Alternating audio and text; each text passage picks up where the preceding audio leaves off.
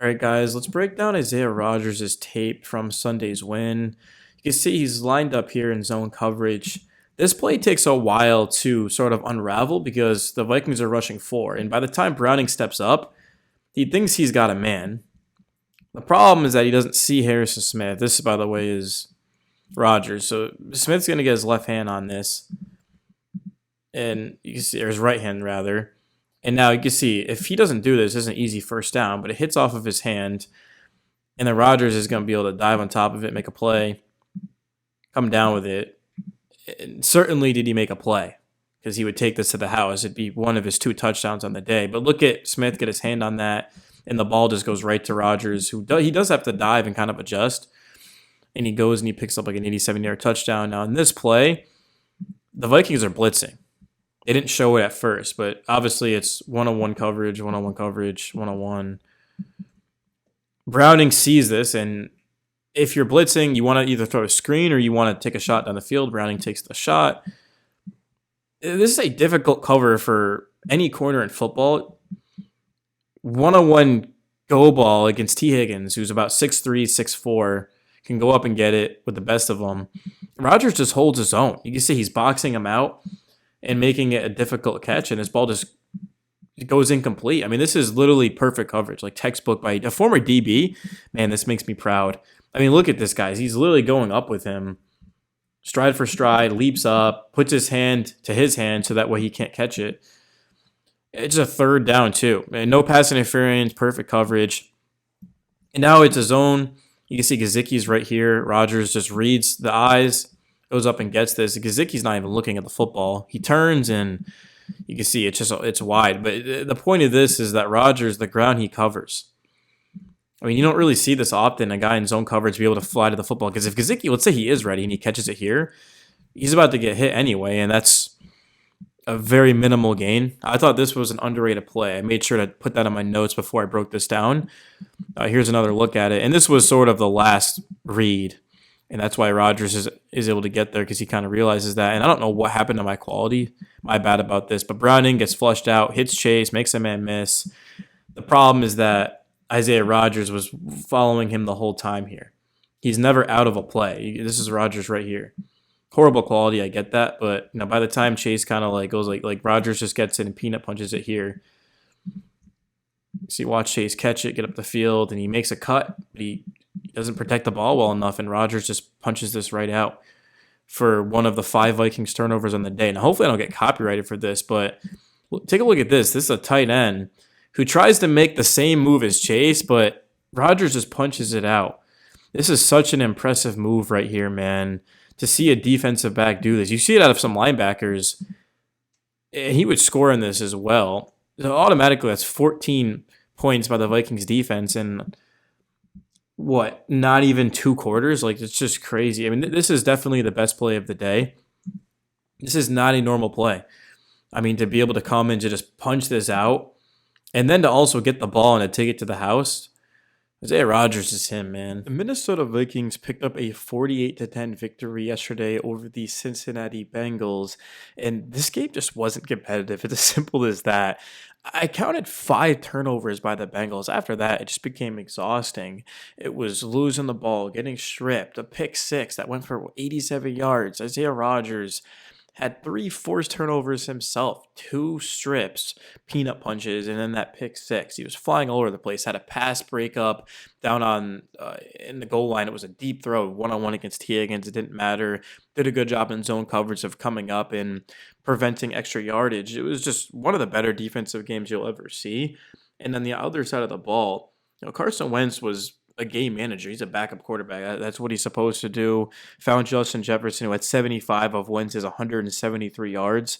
Wentz did throw for 2 touchdowns. Thought he looked pretty good. About as good as I thought he would. Jordan Mason was definitely the star of the game offensively. 16 for 116 and 2 touchdowns. We're going to break down his film tomorrow. Xavier Scott, I thought, looked very good. He had 30 yards rushing. He also had that 20-yard catch that put this game away at the end of regulation. Cam Akers, who was just recently signed, had 19 yards rushing. Added in, he had a target, but wasn't able to hold on to it. But this was just an absolute domination.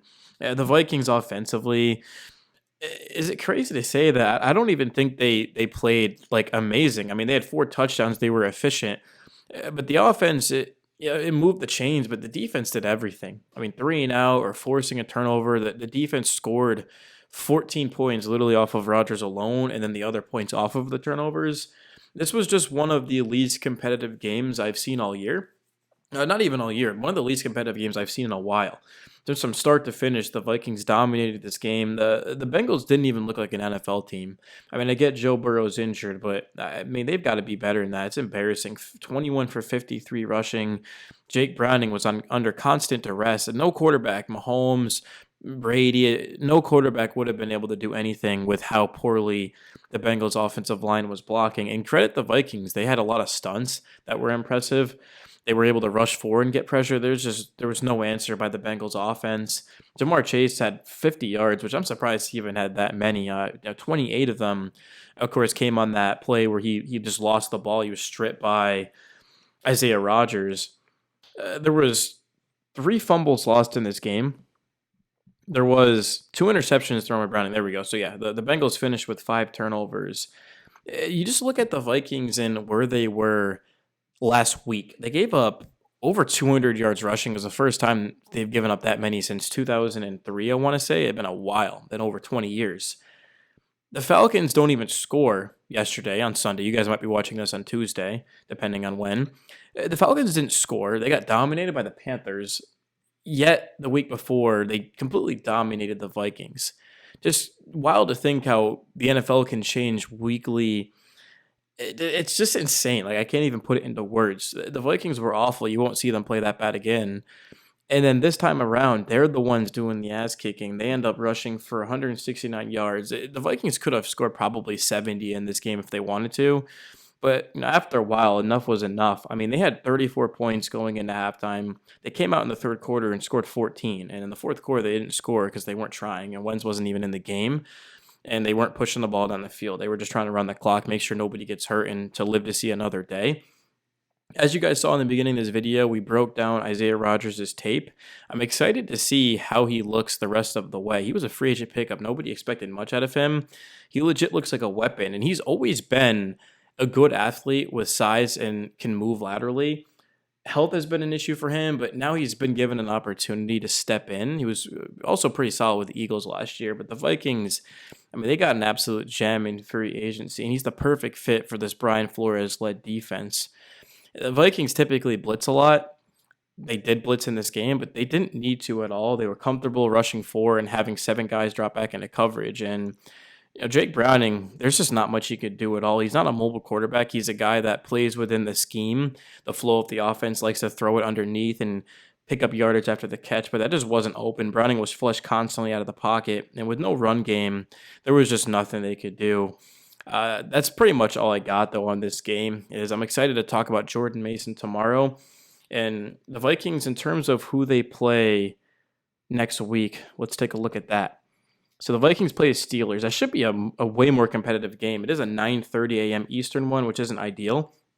Also 9:30 the week out. How does that make sense exactly? Why is there 2 9:30 a.m. games? You guys let me know down below. I'd imagine they're overseas, but that seems kind of cruel to make a team play overseas twice in a row. Doesn't seem fair at all. Tickets are as low as $799. Jesus, where's it? I'm gonna find this out. Where are the Vikings Steelers playing? They are playing in Ireland. What? Why the hell is that? Makes no sense. I didn't even know American football was popular over there. Where are the Vikings Browns playing? And it's not like they have extra res. They just get right into it. London. So the Vikings are playing in Ireland and London. Okay, then. I expect them to win both of those games. I haven't been impressed with the Steelers by any means, and the Browns did beat the Packers. That game said more about the Packers than it did the Browns.